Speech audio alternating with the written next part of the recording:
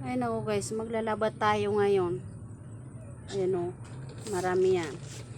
Yun ang mga liliit. Tapos, ito yung malalaki. Ayun ang natapos ko, nasabon na yan. Ito hindi pa. Ay naku, ang hirap guys maglaba. Ngayon pa ako napaglaba dahil walang tubig. Ayaw umakyat sa amin yung tubig. Kaya ngayon lang ako maglalaba na linggo. Kasi bukas pasokan na naman ng mga anak ko. Kaya ngayon maglalaba ako ngayon. Ay naku mga guys. Hirap maglaba. Balabaw yung mga liliit.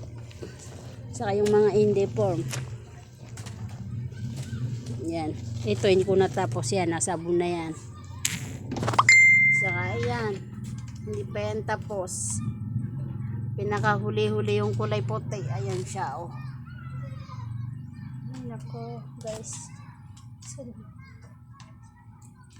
Ayan. Nakapaglinis ako ng loob ng bahay dahil parating na yung asawa ko na galing Mexico nagtinda.